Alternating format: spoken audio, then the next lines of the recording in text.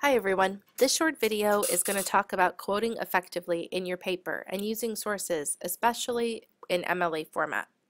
Okay, let's get started. So we've talked about this before, but just a reminder that all MLA citation has two parts to be a complete citation and to avoid plagiarism. You have your in-text citation, which includes your signal phrase and your parenthetical citation. And then you have your bibliographic citation, which is, for MLA, the works cited page. Today we're really going to talk about the in-text citation. So let's review what a signal phrase is. First of all, a signal phrase gives context to whatever evidence you're about to present. It includes the author and/or the title of the work that you're citing from, and a verb. And the big thing about a signal phrase is it has to be grammatical. So let's talk a little bit about quotations and why we use them. First of all, when you're using quotations in your essay, it's because you can't figure out any other way to phrase what you want to cite without lessening the impact or importance of it. So if you can write it in your own words, you really should be paraphrasing. But it's better to quote than to not cite, right? Because at least when you're quoting, you're giving credit where credit's due and you're not plagiarizing. So a couple tips about quotations. First of all, they must be accurate. When you put little quotation marks around a phrase or a sentence, what you're saying literally is that these words are verbatim, word for word, exactly like the original. That means you can't put in any extra changes. Even if the original has a mistake, you have to replicate that mistake. I really recommend that you do not copy and paste when you're bringing quotes into your papers. There's a couple reasons for that.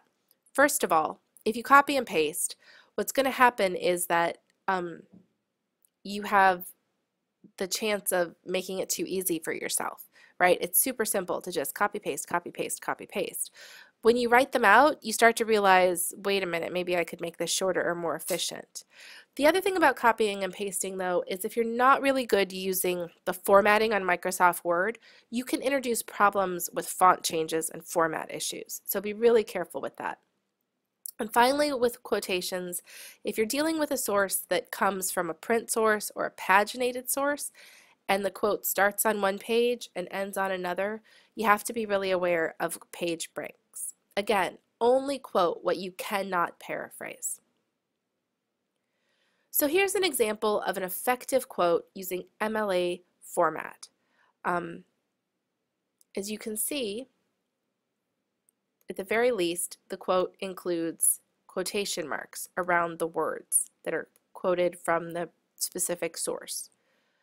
MLA citation also requires that you give us the author's last name.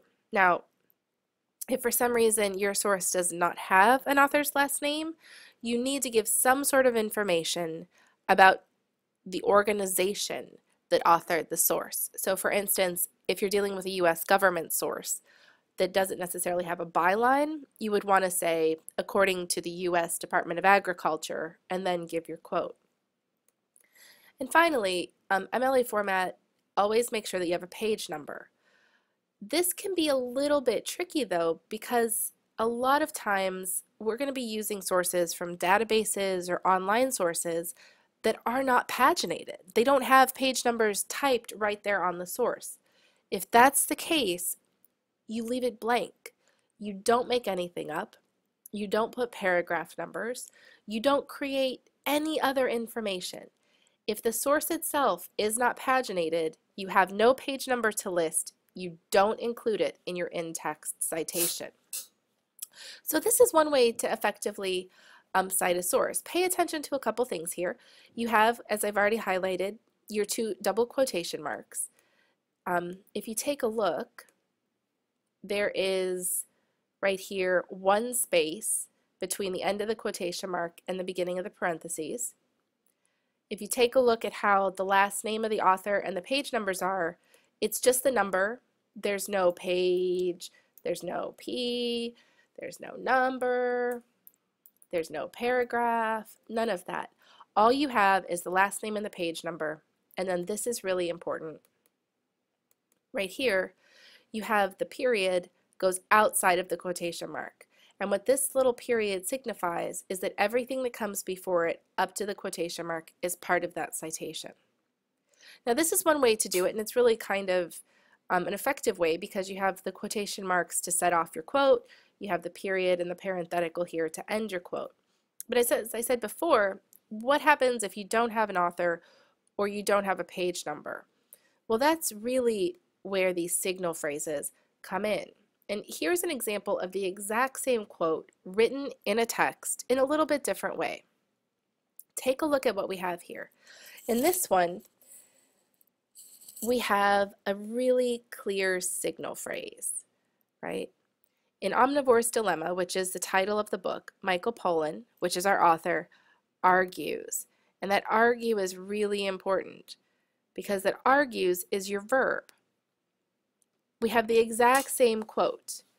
Here's your quotation marks, and here's your quotation marks, word for word what we had before. And then take a look at what you have at the bottom here. What's missing? That's right.